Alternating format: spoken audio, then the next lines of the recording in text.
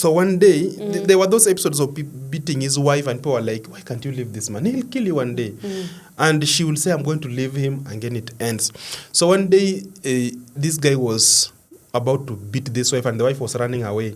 And then he had made a hole where he used to make bricks. So it was a very big hole. So the wife fell in that hole, and he jumped on the woman and broke her leg into pieces. So this woman, the brothers, now he left the woman there in that hole. So the brother to this lady came and picked her, took her to the hospital. They went and took a P3 form from the police. They filled everything. They said, now this man must be arrested. I'm even feeling, but people who live with the narcissist are this is what happened. We have to speak about narcissism. It is so bad. So this lady, after being in hospital, the brothers have gone to the police, have done everything. They're saying, your husband must go to police. He must be arrested. He has been abusing all this. Yes, we can't allow this to continue happening. So this guy comes to the hospital now. So he left the lady in the hole. Now he hears that the wife's in the hospital. So he goes there and apologizes. He cries to the lady. I don't know how he convinced this lady, and she was like, it's not me when the police, is my brothers who pushed me. So he said, what you will say is that you are taking water for the cows. The cows were in the field taking water, and then one cow turned and hit you, and you fell in the hole, and then you broke your leg. Now, the brothers are ready with the police. They come to arrest the guy. The guy's like, why are you arresting me? My wife fell. Why? Is it my mistake? My wife fell and it was an accident. They said, no, your wife has said that you broke her leg. Said, where? Where is she? She's in the hospital. Let's go. They went there. The wife was, is this the man who broke your leg? The statement has changed. The wife was like, no, it's not my husband who broke me. Me, I was following the cow. I was taking the water to the cow.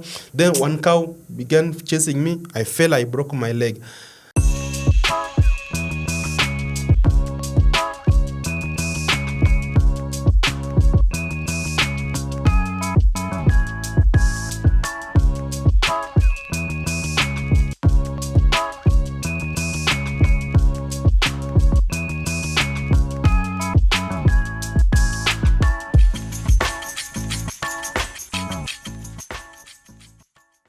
Thank you, everyone. This is the Marriage on Purpose with the Salanos, and we are so excited. Another beautiful day again. My husband is here, most anointed man, my best friend, and we are here bringing you always great topics that relate to your issues, emotional issues, physical issues. And we are excited about today's topic. Yeah, he will introduce the topic, but before we dive into the topic, I want to appreciate all our fans for always subscribing to our YouTube channel, following us on Facebook, encouraging us. We appreciate your support as the Salanos. Darling, are you excited about the topic? I am so excited about this topic. Yes. And it's always an honor and a privilege being here just to speak to our fans, people who are following us. Yes. And people who are here to learn from us. Exactly. And we are so humble. Today we are going to talk about a very important topic. People have been talking about this, how my husband is, this, how my wife is. So we want to see, is it so? We are talking about these people who are always very good outside. When you see them outside, they're the best people. Yeah. They can buy for you lunch. They can take you out. They're always the perfect. You wish they are your husbands or they are your wives. They're very charming, very kind, very loving. They're the perfect men or perfect women that you see. But home, they're the demons. Yeah. No one wants to be closer to them. When their wife sees them, they run away. Yeah. When their husband sees them, they shrink. We are talking about narcissists. Exactly. Hey, who are narcissists? Yeah, narcissism is a psychological mental disorder. It happens to people who went through childhood traumas or grew up from survival patterns and systems in the family setups. Yeah. They went through difficult times as children, and they processed it in a way that it is now manifesting in their adulthood as narcissism. It manifests in form of they are way selfish. They are very self-centered. Yeah. They have inflated. They love. They have inflated ego. They have a false sense of importance. Yeah. Like you find if he's a person of in the docket of leadership, he likes praises. If he's a minister, he creates people around him. He loves psychophancy. Yeah. Because that one, they can feed on that validation. They lacked that affirmation as they were growing up. They lacked validation as they were growing up. So now they weigh their self-worth by the applauds they find outside. And I think you've said that they like praises. Praises, they are mostly, and I found that most of them are always either pastors. Yeah. Not all pastors are narcissists. Majority of them. But I'm just saying that most narcissists are pastors. Not all pastors are narcissists, but most narcissists are always hiding into religion because they thrive when people praise them. When you call them dad, man of God, reverend, bishop, they feed on those praises. Yes. These are people who you'll find that they're very good outside there. They're very good. When you meet them, they're the best. Yeah. But at home, this is a person who will never say sorry. He's a person who will never apologize. Yeah. He'll make a mistake, but it's you will end up apologizing. Because they are very good at twisting things. Very good at twisting things. And these people... And they're very emotionally manipulative. They can manipulate you until you feel like you are a psycho or you are mental. Yeah. And you begin doubting, second-guessing yourself. Am I mentally sound? Am I upright? Am I insane? If you reach that point whereby you always think something is not right, but you can't just figure it out. If you try to say it, it appears like you are mad or you are insane or you are overreacting. They are gaslighting you. Yeah, because you find that when they always use terms like you are generalizing issues. Yes. It never happened. You are overthinking. Yeah. It's not like that. You are seeing things in your mind. You are seeing things. So you are like, but you did this. Yeah. It's like, I never said it. So until you be like, okay, I'm sorry for mistaking you. You did not do it. Yeah. They'll twist and you're like, did I say it? Yeah. So at the end of the time, you'll sit down, you're like, I think I'm going mad. I think I'm not normal. Because every time I say this, he says it's not true. And they'll twist your mind until you reach a point and it begins feeling, I think I have a problem. Yes, you will think you have a problem because they have mobilized people against you. One thing, they have very good... They are masters of their self-image. Yeah. They create a very strong reputation out there to an extent that you will be the one with the problem if you go even to report to anyone. You cannot confide in anyone outside there. They say, that guy we know, this girl we know. And unfortunately, it affects men because I think men absorb a lot inside. As children, when children grow in family setups that are toxic, the girl child maybe will process it differently. Maybe they verbalize it or they scream or something, but the boy child will just be absorbing the emotional toxicity. So that's why you find most men, majority of narcissists are male. Yeah. And we have also women who are narcissists. Yeah, we also have female who are narcissists. We've encountered even in our counseling. There are women, so don't say, my trait is just I'm always angry. They have said men. No, we also have women. So these people, they are way self-centered and they thrive in seeing other people feeling pain. And these other people, they are spouses, not just people outside. They're not their parents, just their spouses. When they see you crying in pain, you've forgotten yourself. Now they feel, I'm winning. One thing about a narcissist, if you are married to a narcissist, is that you not have anyone to cry to. You can't. You not have anyone to go and share your issues with because this person, first of all, what he does, he ensures that the environment around you, it's well taken care of. Yeah. He'll be paying school fees for the neighbors' kids. In the church, he'll be the one saying that I'm not going to sponsor this event. Yeah. When there is construction, he'll say I'm not going to give out this thing. If a friend has a problem, he'll step in for widows, for orphans. He'll feed people. Yes. Such that at home, you cannot go and complain to anybody that will sleep hungry in my house. People will be like, you are lying. And by that, they'll paint a very good picture of themselves and they will try to paint the opposite Of you. Yes. outside there. So they'll be like, by the way, how is your marriage? I mean, my wife is really stressing me. She's a very bad woman. And people will be like, why is this woman being so mean to a man like this? Yeah. This man is so good. This man is so kind. Mbona bibi anafanya behave hivi? Yes. If I can get a man like this man. So he's always there to step in your issues, always there kind. They are very smooth talkers. They have a very sweet tongue. So they're always there to sweet talk anybody else, tell them how their life is good, but their marriage is having a problem. I wish you talk to my wife. Yeah. Then go and talk to that wife. The wife will be like, number one, this man has never supported me in this house. Yeah. He never buys food in this house. He beats me. This man, we have gone even for 3 days without food. Yeah. And people will be like, she's lying. Because number one, she has already told people outside that you are a liar. Yes. My wife is a big liar. So I think they always try to project themselves into these people's... Yes, yeah. They always talk about themselves, but now in their spouse. They make you... If he's a liar... They try to create a self... They profile you.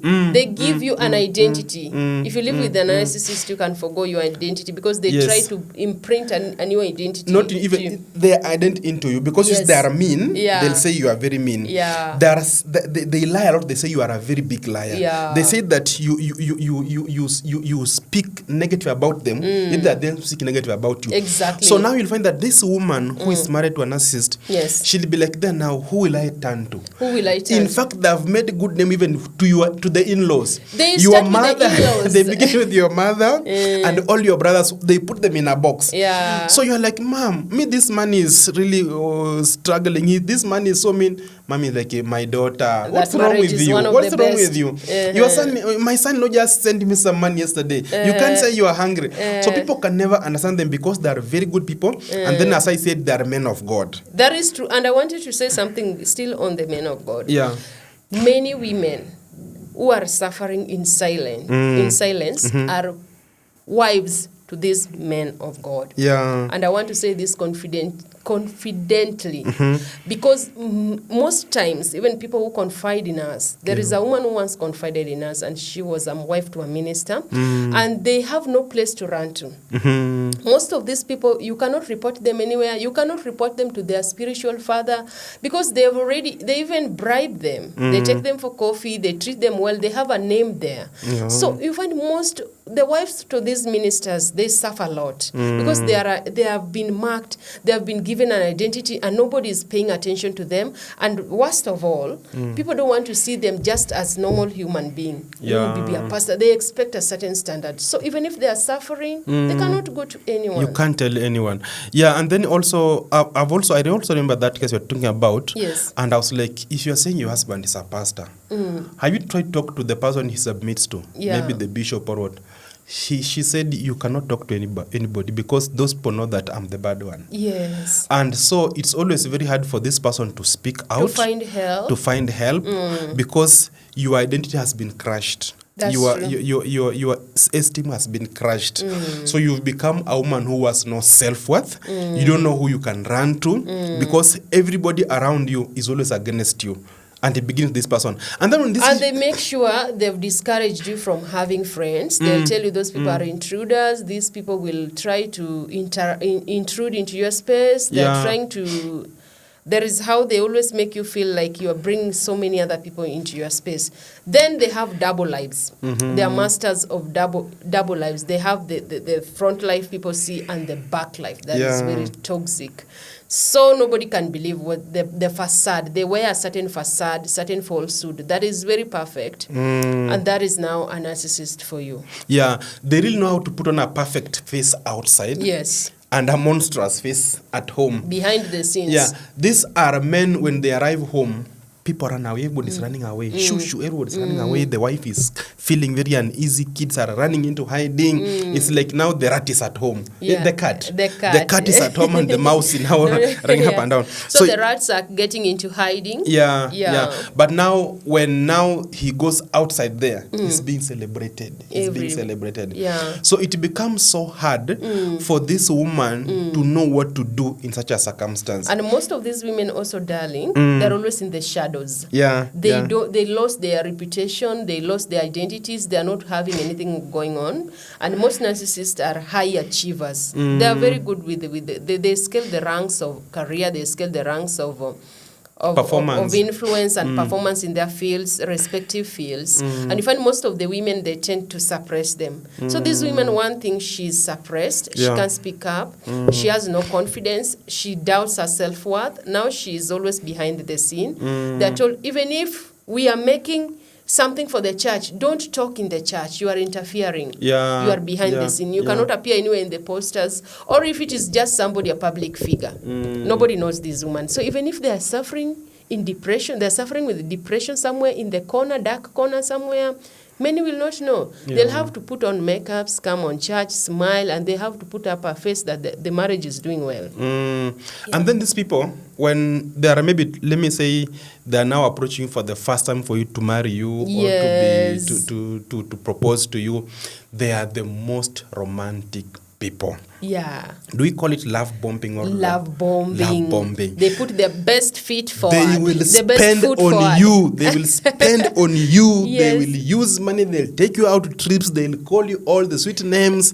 They'll give you going around. They'll give you the baby girl treatment, and you won't even wait for them to propose to you. The one they just say that, will you? Yes. I will marry you. I'll marry you. I'll marry you. You will be there very very early to agree on the proposal. Yeah. On the wedding, they are there with you. They're giving you the best. Where do you want to go for honeymoon? They'll give you. That's called love bombing. And then after that, now they put you in your house. Now the energy they are using on you, they begin spreading it out. Now they go and to your in-laws, they give them gifts, they win the hearts of your friends, they win the hearts of everybody. They don't give you attention, they starve you of attention, they starve you of sex. And then before that, they now start telling you now, you see, they'll begin now poisoning you against your friends and anybody who is close to you. What? They'll be like, you see, I don't, this woman called so-and-so, I don't want you to see with her. She's not a good woman. Do you know what she did to her husband? And because you love your marriage, and they also come very strongly, you cannot and at that time, they still love you. You still see that environment is very good. But then that they're now putting down the strategies on how to now deal with you before they pounce on you. So they'll ensure that you've cut communication with so-and-so. There is no one around you. You can't go and visit anybody. They tell you, I'm going to give you everything in fast. But then this is one of the red flags I always tell women. When a man tells you, you just quit your job first. I'll provide. Like the one where there's a lady who wrote to me that she said that the husband, she was working with the TSC employed. The husband told her, you what you do, you quit that job. Come home, I'll give you everything. And she quit, she resigned. That is one of the red signs you see. Now she's seeing Pepe. Now she's seeing Pepe. Now she can't even provide for herself. He's now beating her. He has thrown her outside with the children. Now she's like, where do I go? I have no job. So the first thing they'll do is that they'll first hit your stronghold first. If your stronghold is salary or job or exposure outside, they'll ensure that they first break those. They disempower you so that they may have a voice over your life. So once they have now gained control over you now, now they begin now sitting on you properly. They thrive on abuse. They like to abuse their subjects. And the people who say, a woman should not be so much loud, a woman should not talk in the church, a woman should not put on makeups, a woman should not be working, should not have more money than me. Those are the men who will tell their women, sit behind the curtains. And at home they manifest these three things. Abusive, dismissive, and cold. And cold. Under cold, you say that now you'll find that in the house they don't even talk to you. You are in the house but you are lonely. You can't ask them. They are on their phones throughout. You can't ask them anything. You can't talk to them. They're in their own world. So you're in the house very lonely. You can't talk to him. He's very cold. Or even if you talk to them, they sigh or they gaslight. So they break that communication totally. Then another one is they are very dismissive. You come and say like, Babarani, I want us to talk. You always just talk much. We talk later. Again, you are always talking. You're always talking. What do you want to say this time? So he's like, what again this time? Don't you always have something serious to do? Right now, I'm rushing for a meeting. We'll talk later. So anytime you want to bring up any discussion or topic, they just dismiss you. They dismiss you. And then another one is now abusive. They can either be physical or they can be emotional or mental. Like they can just come and tell you from day, I don't see you wearing trousers. Yes. I don't see you putting on those earrings. Even the Bible talks, and they even come with the scriptures. The Bible talks about talks about inner beauty. Inner beauty. So I don't see you come here. Those, in fact, the Bible is against jewelries and those gold things you are putting on. So from today, if your intention is right, well and good. But if your intention is for her to be somewhere dark where nobody else sees her except you. But you see, everybody will always want their things to look good. Yeah, except narcissists. Yeah, even you want to go out looking good. Yes. But when someone tells you that I don't want to see you looking this way, that you are now who are you pleasing? You want to go out there and looking smart. Who are you? Are you going to please men? So you are here, I've married you, so I'm the one you should please.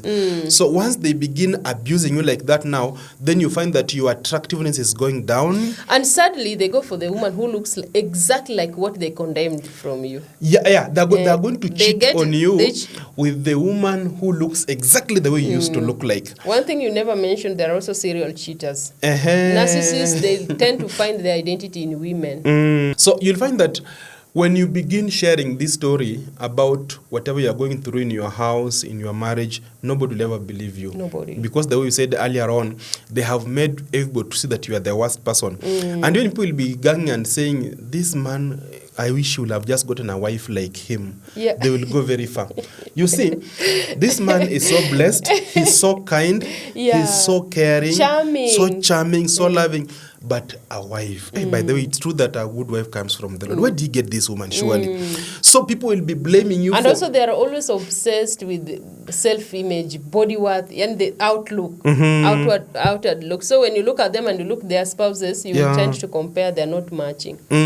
So if you are in such a situation, because you see, you will say something, they say you never said that. Or you'll tell them something and they tell you, I never said that. They'll go against it. Yeah. So if you are living with such a man, start doing things like documentation. Yes. Anything they say, because number one, you will feel like you've lost your mind. They'll convince you that confuse they never said it. They'll convince you that they never did it. You are imagining, you are overthinking, you are overreacting, you are just in your own world, it's fantasy. So the best thing you can do, try to begin documenting, saying today at 24th December this year, this man said this. I told him this and he replied with this. Yes. If they send you any message, don't delete that message. You can keep screenshots. You can also take photos. Take photos of events or receipts. Of maybe if he has just beaten you and now he's trying to move out to take a photo, or you can do a recording, then you begin a conversation. That is the only way they can agree, by the way. They never take responsibility for their actions. So you are like, Bamani, I want us to talk. I cannot talk right now. Okay, no, every time I want to try to talk to you, always just then let that recording keep on, at least when he's not aware. So that one day, when you'll say that, because you see, when you take this man before maybe a counselor or a church leader, they'll be like, man of God, number one, there is no one I value in my life more than this woman instead here. And I have always given this woman the best. Yes. And man of God, you know me. When it comes to kindness, there is nothing I have denied this woman. Yeah. And this woman, she's always demanding for more. The more I try to give her, she keeps on asking for more. And I don't know what else I don't know what to do. Yeah. So now she has gone out of her mind. Even sometimes she said that I'm violent. Yeah. I have never raised this hand. I think she's also losing her mind. I think, man of God, if you can have any recommendation for a psychiatrist or any medication that can help my wife. I really love my wife and I want her to come back to me. And also, they make it look spiritual. I think also this is an attack on our marriage. Pray for us because I think my wife is losing her mind. And because I've tried my best, I ensure that my wife has everything. So if you'll be like, no, man of God, I don't have food in my house. We've not gone without food for all this time. When I tried this, my husband beats me. Raise your hands on you. Man of God, my hands only for blessing. At that point, and that's, you see what I've been telling you? Yeah. That's what I was telling you. And She that's what I was sees telling you. things. She's even saying things I've never done, man of God. I don't understand. My wife can just wake up and begin just saying stuff that I've never even heard of. She can just and start telling me that, do you remember last year you did this? And I'm like, last year? Even last year, the time you're talking about, I was on a trip in Singapore. I wasn't even in Kenya. So you talk about that, I did this. So the only thing you can do at that time, because you'll come out of that counseling session looking like a fool. If people will be like, what's wrong with this wife? You are more confused than how you entered. So now, if you have any evidence of any audio, any photo, any conversations that you kept, or any documentations, you can present them at this time. And you can just say, listen to this conversation, man of God. Let the video or the audio play. Let them hear how this humble man, who purports to be very humble, is now throwing insults or hurling insults at you. Exactly. Let them hear how he has been threatening you. Because without any evidence, and by the way, these people, even if you say that this man is a serial cheater, he'll begin by, any evidence? They will ask. They will always ask. That's the first thing. Do you have evidence? And if you don't have any, and they can argue. A narcissist can argue. You can never win an argument with a narcissist. Yes, and they know how to clear their tracks. They ensure that where they are walking, there is no traces, there is no tracks. So you'll only be coming with the blind accusations. You are cheating on me. If you go through their phone, very clean, because they know how to play it so safe. You look like you are mad.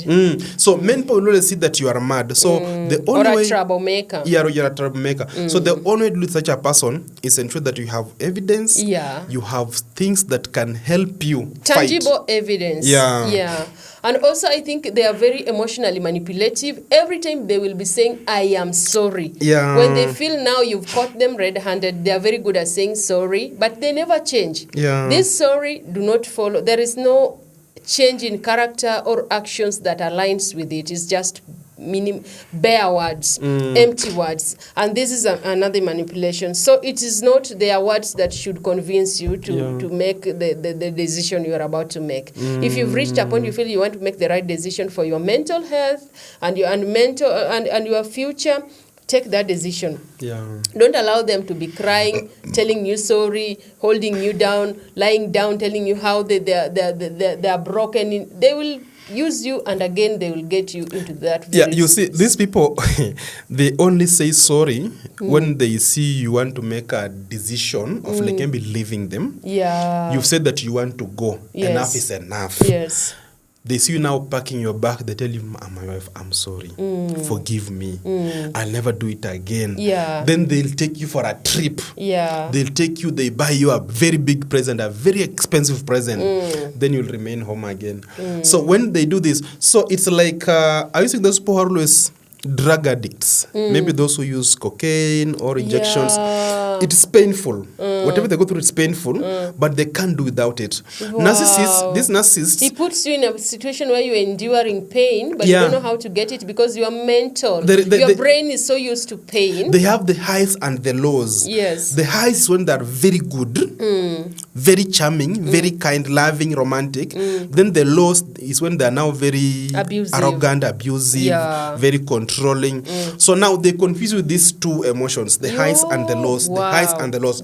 So then you get highs, you want to get the lows. And then after some time, you don't know what to make of them. You become addictive to that. Yeah. Do you get addicted to those cocaine? Yeah. It's painful, but you can't do without. It is affecting your health. So endangering you, but you want to be there. Then they make you believe that without them, you cannot go anywhere. They tell you that without me, remember where I got you. And because by then it will make sense, because number one, they have already spoiled relationship between you and your parents. Relationship between you and your sisters and brothers is spoiled because they'll report anything small to them. Do you know what your sister has done? Yeah. Then they'll be like, hey, my brother. And they report first so that when you bring your own case, it's not, it's what not adding up.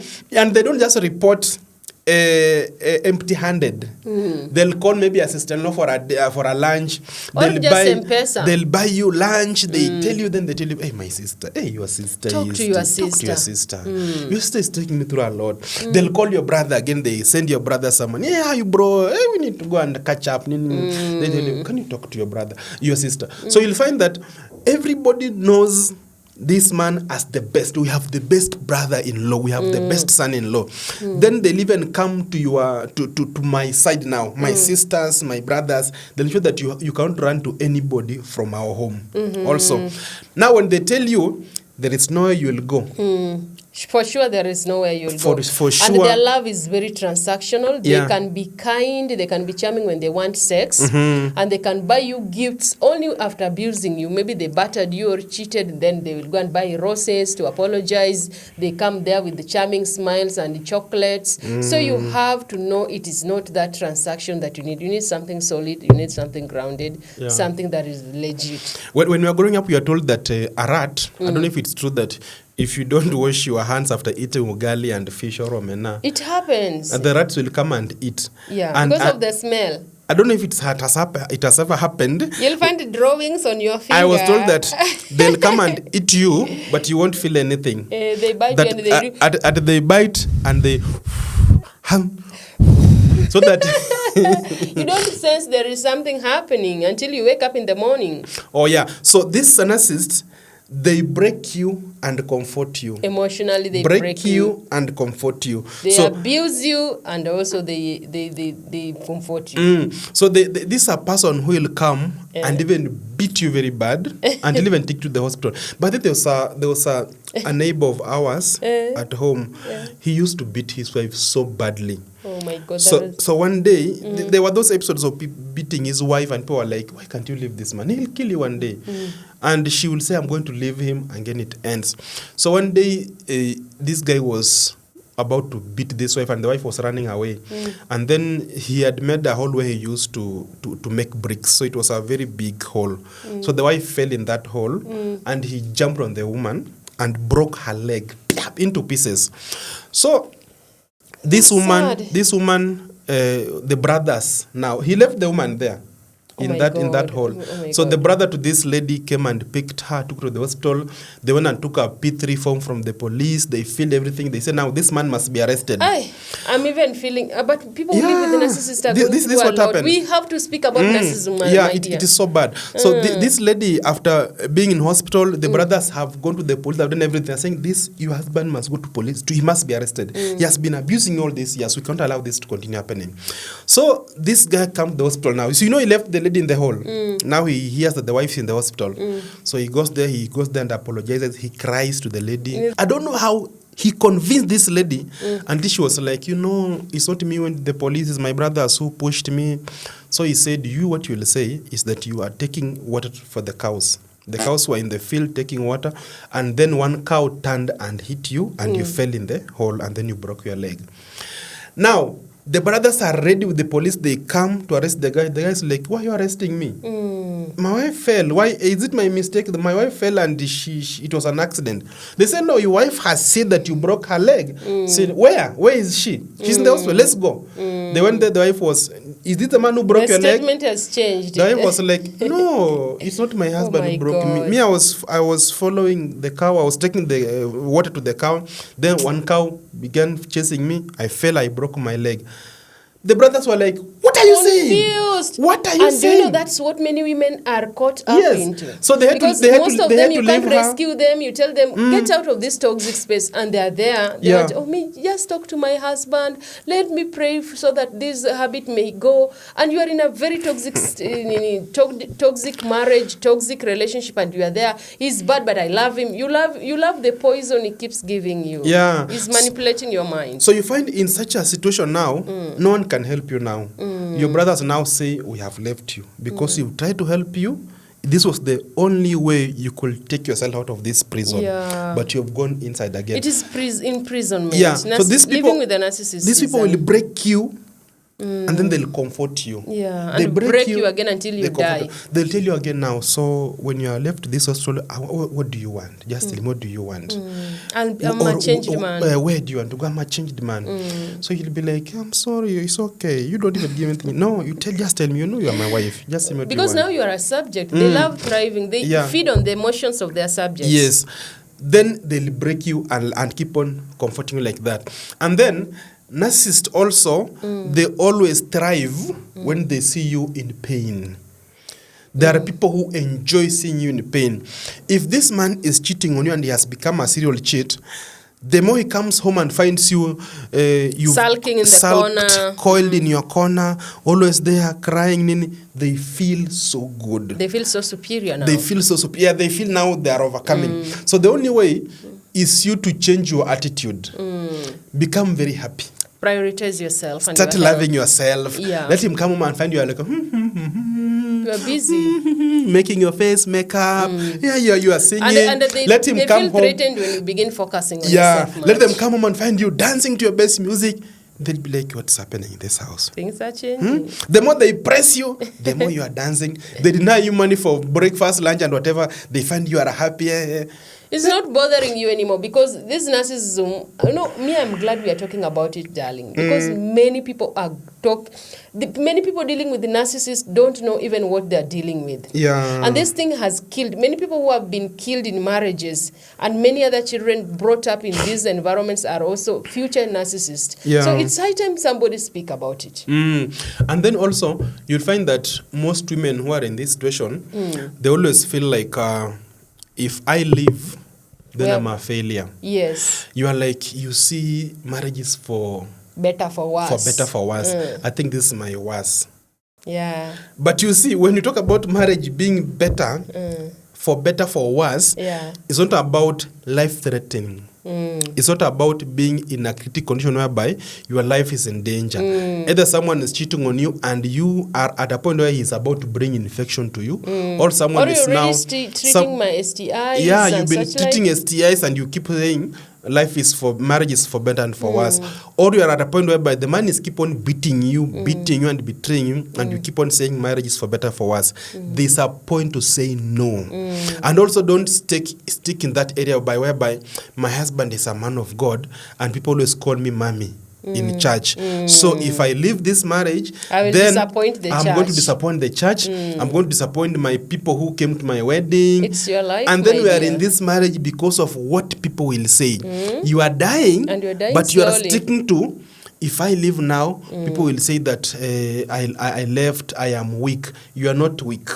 They need to speak up. You need to speak up because your peace matters more than any other thing. Yeah, and your life matters because there are people who look up to you like your children. Yeah. These people don't like taking responsibilities, the narcissist. So if you're used to feeding his ego by taking all the blame, they make you take all the blame. You are the one who is doing the emotional work of your marriage, trying to look for a counselor, therapist. You are the one who is initiating the conversations. That's what they are used to. Yeah. So that they feel special, they feel superior, they suffer from superiority complex. Yeah. To a narcissist, they are always the best in the room. Exactly. They are the brightest, they are the best ever existed. They will tell you, you'll never get a spouse like me.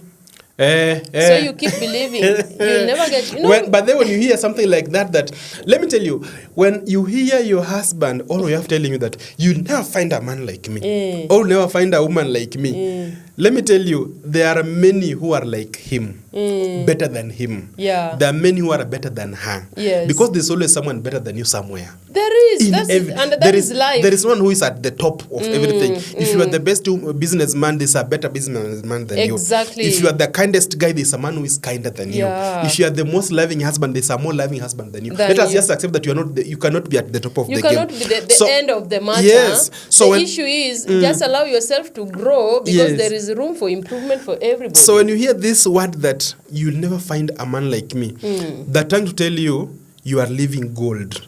And you're going to live in regret. Where you are is the best. Just keep off that thing of being in regrets or guilt. It's time to identify yourself and know that there is better things for me. And God created you for more. Yes. Don't get too much used to survival and the bare minimums that the guy or the woman is offering. You keep taking bare minimum, you're taking disrespect, you are taking abuse, you are taking his inconsistencies, you're covering up for him or her. Eventually you are drained, you've lost everything, you've lost your identity, you've lost your purpose. I don't think that's the plan God had for us in our families and marriages. Exactly. And then also, these narcissists, they always feed on chaos. Where there is chaos, that's now their food.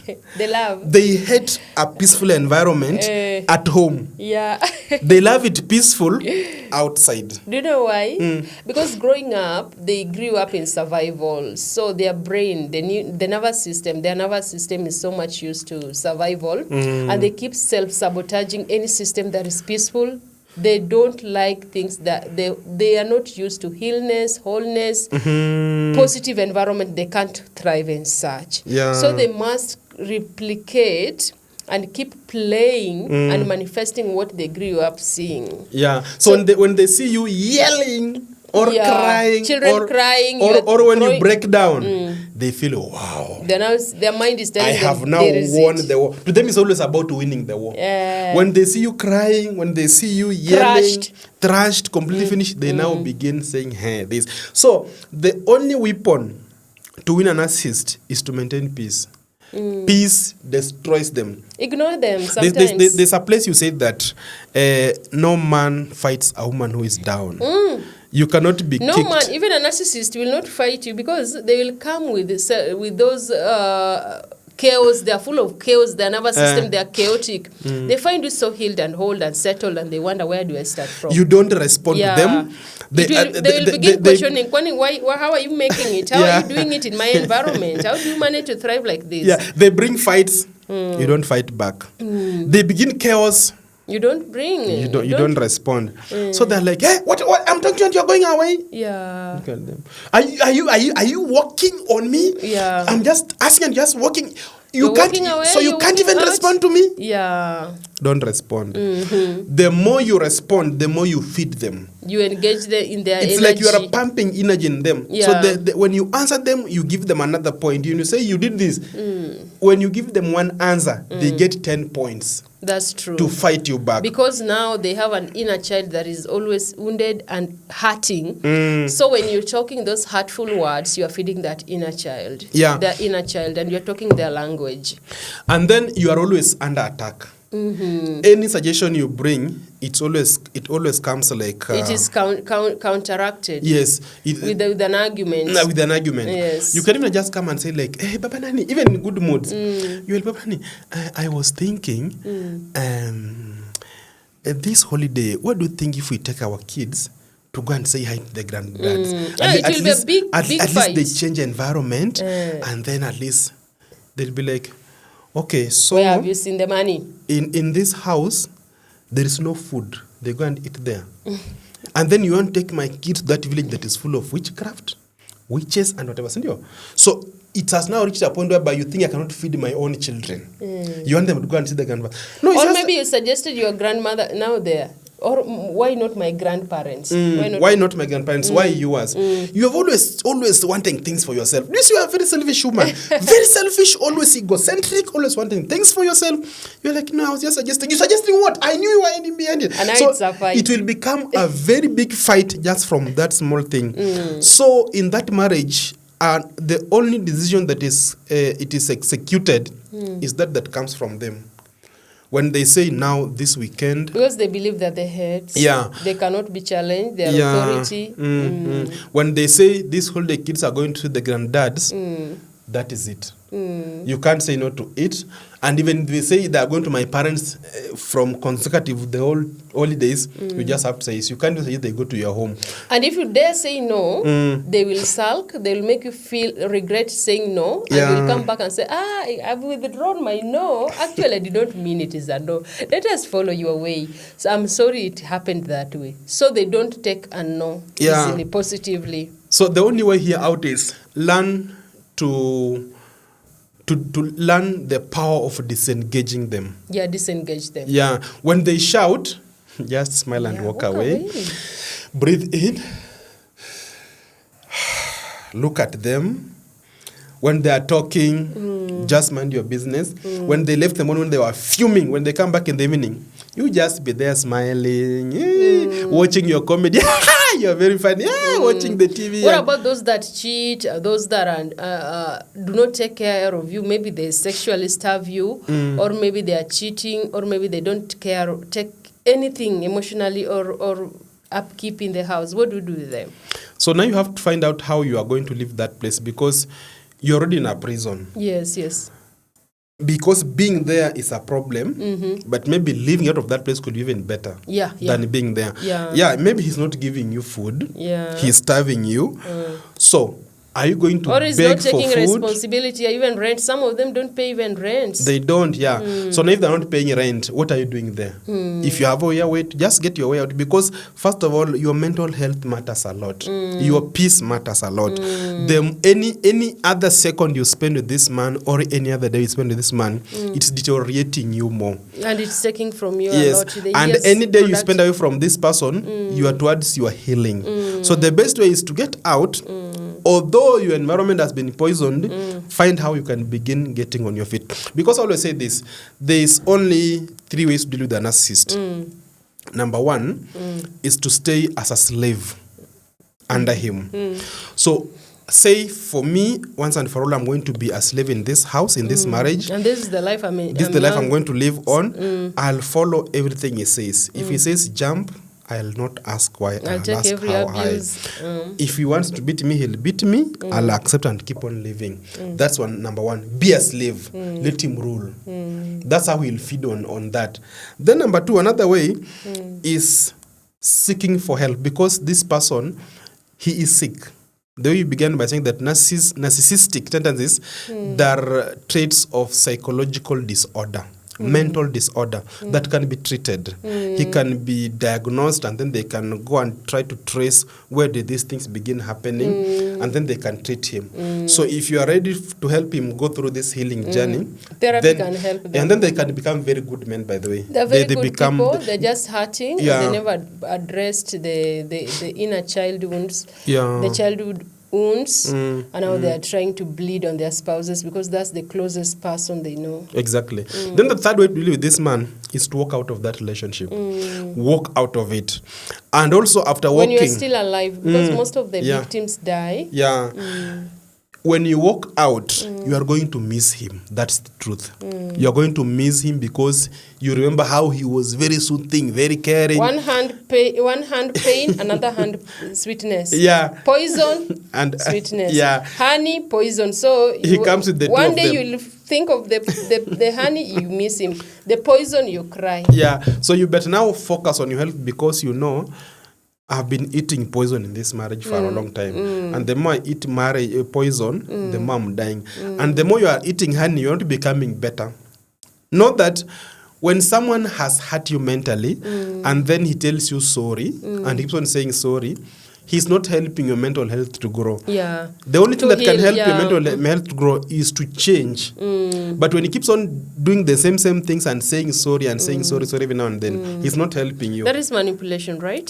So don't sit there and feed on honey. Think that honey is going to heal you. Honey is not medicine. You've said one hand is honey, another one is poison. So it should be poison and medicine, but it's poison and honey. Honey cannot cure poison. So you are going to keep on dying and dying Slow inside. Death, emotional death. Exactly. So I think many people who are having narcissists, some of them could be relatives, some of them could be just people you know. You would want to make them first know that is a trait that is normal. It's not normal for someone to abuse others. It is not normal for someone to take advantage of other people emotionally, physically, or even financially. Let them look introspectively into themselves and see if there is something. Call them to accountability, because most of them are so strong. It is hard to come against them. You fear starting any altercations with them.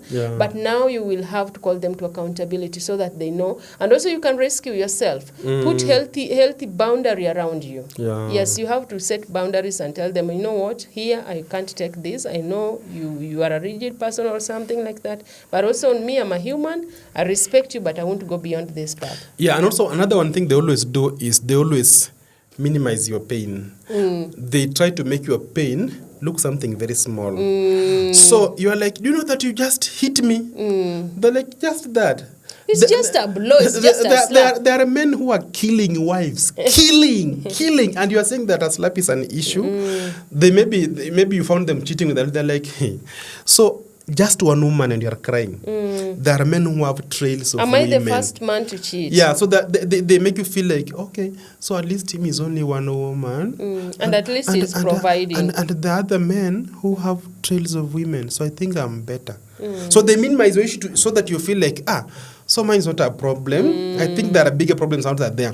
They'll be like, it's not that bad. Every marriage complain. Every marriage is going through problems. You complain, yet I provide in this house. Is that day you've gone without food? Then you're like, okay, by day I'm told this. You're telling yourself, Nani told me that in their home, the husband doesn't even provide. At least mine provides. At least mine comes back home. Yeah. But for Nani, was not even coming home. So at the end of the day, you feel, yes, I think it's not bad. He's not very bad. It's not very bad. But there is no bad or bad. It's either bad is good just or bad. Yeah. And also something with these narcissists, they are very rigid to different opinion. If you are a person who has, how do I say, you have a different opinion or you have more information than them, they are very insecure. Not only to their spouses, also with the life. They are very competitive. They like every other person being underneath them. If they sense you are having something going on in your life that can threaten them or challenge them, either psychologically, challenge their intellect, challenge their acumen in any way, or spirituality, they come out so strongly and they demean it or they crush it or they find a way of campaigning against it. So that is the strategy of a narcissist. They believe that they are the alpha and the omega, and even if he is a man of God, you should believe that he is the only person who can pray for you, for God to hear you. They don't empower you to know God by yourself. They'll always tell you that they want to guide, to teach, take you there. They want to take you. So they tell you that no one goes to the Father except through me. Yes, so they have that power. You believe you are powerless. You believe you cannot do anything. You believe you cannot, and then they have so much manipulations. They'll tell you, if you don't do this, this will happen. If you don't do this, I will do this, and this will happen to you.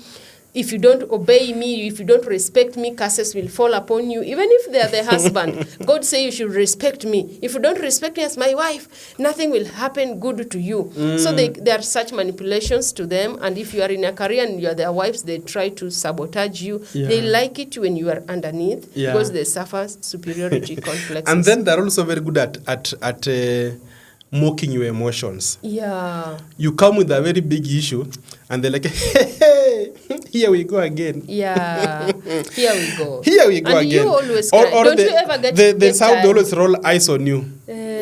Ladies now do that thing. Or you are talking and they're like, Yani, you feel like whatever I'm saying is not making any sense. It's not making sense. Because one thing, you are not heard. You're not good listeners. You come like, my husband, I think we have a problem. I want us to address. They're like, hey, here we go again. Another noisy hornbill. She wants to start another conversation again. 2 hours talk. Madam complainer, what is it this time? So sorry. You are shut. And then another thing, he will not take actions. He will be smiling or doing something that doesn't even show they are taking what you're saying seriously. They're not changing. Okay? And they're giving you an identity.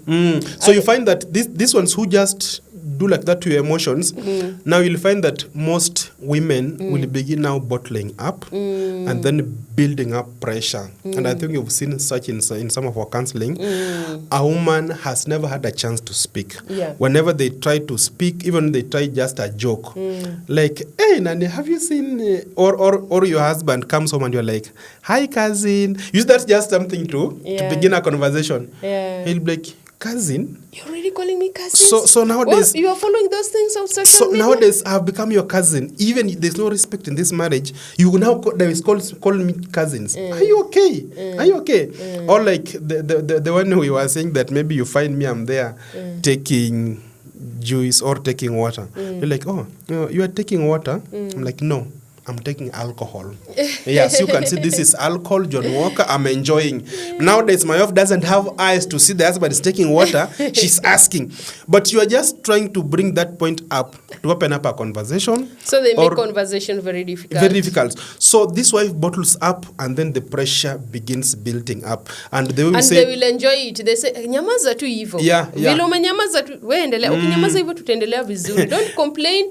Just remain a good wife. Always observe. Yeah. And then you see, the way women have not been made to bottle up issues. Yeah. They've been made to speak them out. Yeah. They must find a place to rant, to shout, to cry, to scream, vent. to vent. But now when there is not that opportunity, and then also you have blocked all her cycles, like that there's no one she can talk to, she becomes a very frustrated woman. They can go mental. That's why they can go mental easily, because that pressure is building up. And do you know why that is toxic? It affects every area of their life. If they are working, they become toxic colleagues. If they are mothers, they become toxic moms. To their children. And they pass down that trauma and energy to their children, especially first daughters. And I think men can help much in healing their bloodlines by creating that good safe space for their women. Yeah. Because if your husband is a narcissist, definitely your sons will pick up that trait, because the energy they are absorbing every single day is exactly that. And then so what you have to do, don't accept the version they're trying to install in you. Yes. They began by saying that these people, they always try to bring whatever, they always try to take their characters into you. If they're selfish, they begin telling you, you are a very selfish woman. Very selfish You are very selfish. You are so mean. Women are buying their husbands cars. You never buy me anything. Just complaining every now and then. So they will brand you a complainer. They'll brand you a noisemaker. In fact, they tell you, these are the type of women the Bible talks about, that it's better for me to go and stay at the rooftop of a house than to stay within the same house. Yeah. You are the one. So when they keep on telling you this, you'll begin feeling, am I a nagging woman? You're questioning yourself. I think I'm nagging. I think I'm too sensitive. He says I'm too sensitive. I think So then you begin accepting what they have been feeding you in. But what you need to do is that you have to go sit and try to imagine, am I too sensitive? No. I'm not a too sensitive person. Am I a nagging woman? I'm not nagging. I'm just trying to express myself because there's a problem somewhere. I'm trying to address it. I'm not nagging. Exactly. Am I too selfish? I'm not selfish. So affirm yourself, know who you are, because if you accept that identity on you, that's how they overpower you. Also, you have to ask yourself, am I the one who is wrong, or it is their actions making me feel this way? So that self-evaluation can also help you see things clearly. Yeah. So narcissism is not something we can take easily. Darling, there is something also we almost forgot about narcissism. Narcissism, they are also the charming, loud type, and also there is this silent one that you see is very harmless, a very calm, quiet guy, but very manipulative and very toxic. I think I've even encountered both of them. Yes, and they manifest both characters. They are both so physically abusive. There is this one who is very loud. Yes. When he comes home, he's he's always loud everywhere. When you go out, he's always there. Friends to everybody, people's man. So this one who is loud, he's a man of the people. When you guys are, he's like, hey, you guys, what's wrong in this room? Hey, let me take you for lunch, guys. What's up? Are you guys hungry? Are you bored? Yeah. He's an entertainer. And he brings the same noise at home. At home, he'll argue with his wife until he wins. It's very hard to win an argument with your wife, because wives will always win. Mom says that is their domain. So, but a narcissist will win. But now we have this other type who is very cool. Never talks. Outside, he never talks. He's always very kind. How are you? I'm fine. I'm fine, sir. He'll even get you and even bend. He said, yes, sir. Yeah, I'm fine. I'm good. And then at home, he's so manipulative, very calculating, and very domineering. And very toxic. He's a dictator. So he does his things by suppressing you, can't do anything. So this is a person when you come... mostly they're the ones who are very, very physically abusive. Yeah. So when you come and report them somewhere, they'll be like, man of God. I don't understand. The word of God says in the book of Matthew 4:24 that... And also, if you look at Romans, man of God, when you go to Ephesians, he'll quote scriptures and be very calm. And then you'll also be like, does this man even look like someone who can harm a fly? They can't. this man looks so innocent. This man looks so calm. Why are you saying that he is fighting you? So you find that it's very hard even to believe the woman who's reporting him. Yeah. So that's a type of that you brought up, two types of narcissists. And so you should know which one are you dealing with in your home. Yeah, so not all of them are allowed. Yes. Another trait that I've also seen is that they are always present but absent.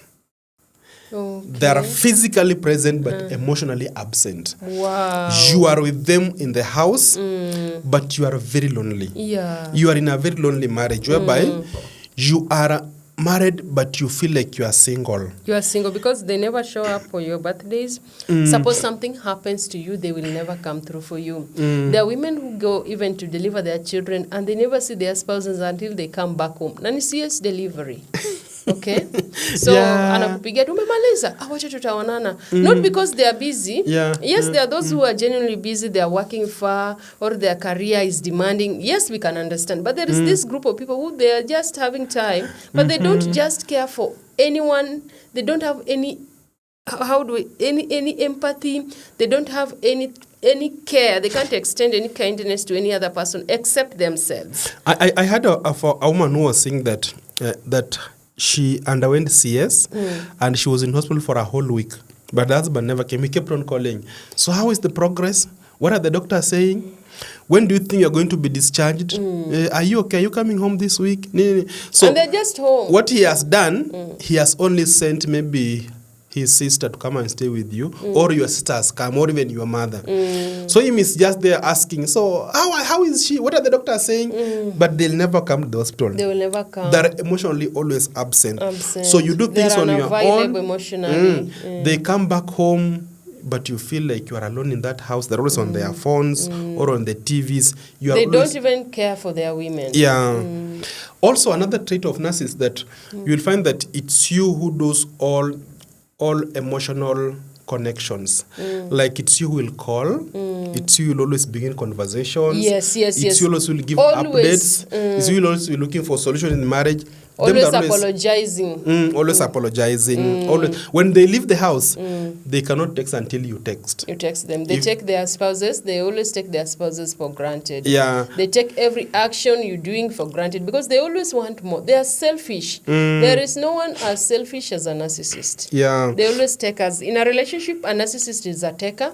They give very little, and when they give with conditions. They never give freely because they believe anything they give must come with a reward. Affection with the strings attached. Yes. So you'll find that this person, when you see he has come home, maybe with the present, today he has come with a chocolate. Yes. It can't just go like that. That chocolate has something attached to it. Yeah, intentionally he's aiming at something. Yeah, or even, have you seen where men have been saying that a woman comes and says, she's like, darling, how are you today? Good morning. Odogu. Hey, my king. And then the man will be like, how much? Not even how much.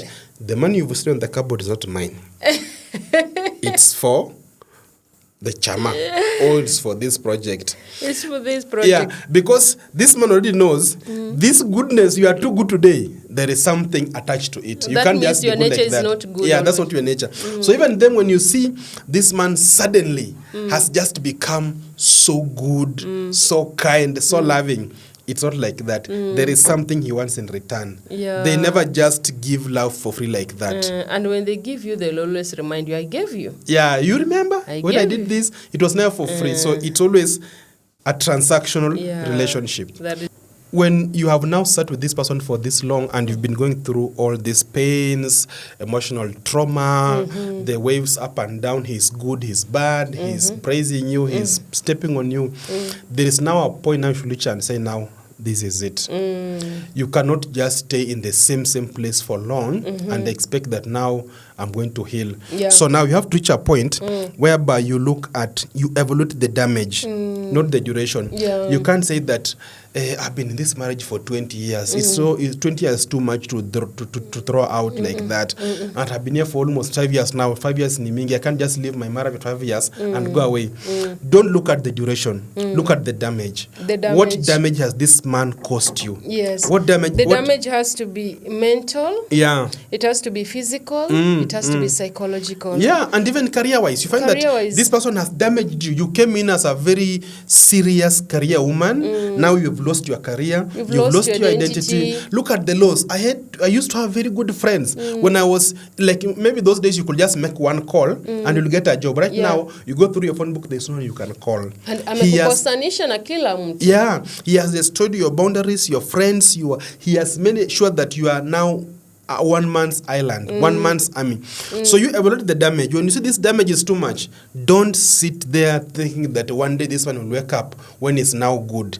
That is the end. And that is the damage. Also, you consider the children. Yeah. The children in the process, their future. Are they growing in a healthy relationship? Because if they are always in a place where they are tensed, these children will develop anxiety. Yeah. Most children and also things like abuse, manipulation, and control. They're not small issues. These are serious issues. You can't just take them, but now these are small things or minor issues. You have to set your bottom lines. You have to set your boundaries. Don't just move with them. Boundaries are self-respect in action. Wow. These are self-respect. Boundaries are self-respect in action. Yeah. You have to put and say that I cannot go beyond this. I can't allow this to happen in my marriage. And also, if they repeatedly cross them, it's not love. It's power play. When they keep on crossing these boundaries, you put a boundary, they come and cross it, That's not love. That's power play. And you can't allow that to keep on happening. And then, finally, I can say that you are not weak when you walk away. Walking away from that relationship that is toxic is not being weak. It's not weak. It's in fact, it's manifesting your strength. Yeah. Moving out is not weakness, is strength. So you walk away. Leaving a narcissist takes more strength than staying. You see, leaving him is more strength than staying. Yeah. So you can't say to me when I'm a strong woman because I'm now staying because I'm a strong man. Staying with him is not being strength. It's in fact it's showing how weak you are. How weak. But when you are afraid to make tough decisions. You are afraid to take initiatives, and that's why you are so much into survival. You are used, so much addicted to problems, so much addicted to emotional abuse. Yeah, and also walking out is not giving up. It's not giving up. It's choosing life. It is choosing. You are choosing life over death because this is death. This you're choosing yourself. Yeah, because with the time you're going to die in this relationship. Yeah, sure. So it's good to choose your life than choosing to stay in a place whereby your future is not even guaranteed. And then also, the longer you stay in darkness, the more numb you become. So you'll be there every day. He keeps on taking something away from you. Every day he keeps on taking something away from you. So you are becoming more numb, more useless. And then, by the way, do you remember there's a place where you were and you said that this man's wife is mad? Yeah. That wife was not mad. She was not mad. She was losing it. Yeah, she was not losing. She had lost already. She kept looking like she was a mad woman. Always shouting at the man when he's leaving in Kakamega. I remember that scenario. And I was so sad for the dear lady because I think the man looks good from outside. If you see this man is so good, he's so kind, charming. But going to their home, the woman is frustrated, teary. She has these teary eyes. She's not having confidence. Yeah, you go to their home, they are withdrawn. They are shouting. They are yelling at the children. That is emotional burnout. Yeah, and whenever he used to do boda, and he was like, if I would have just gotten a woman like yours, I'll be in a very good. But I got a woman, she's now mental, she's now mad, she can even beat me. Now she's now mobilizing the people. So you're like, but what's wrong with the wife? But but the woman is not mad. This woman has endured for long. So don't wait until you run mad. And actually you can run mad. Running mad ile ukweli. So if you are living with a narcissist, it's the best way for you to move out. If you can't help him seek medication, because these people cannot agree to go and sit under a counselor. It's not easy. They're always it's the not right easy ones. for them to go and maybe sit under a man of God or for help or a therapist. So the best way to do is choose your happiness. Choose your Look life at the over there. damage and then evaluate yourself and say, no, here I'll not sit. Enough is So enough. until next time, this is Marriage on Purpose with the Salanos. We love you so much. Thank you for tuning in until now. God bless your homes. And the narcissist, may you heal in Jesus' name. Amen.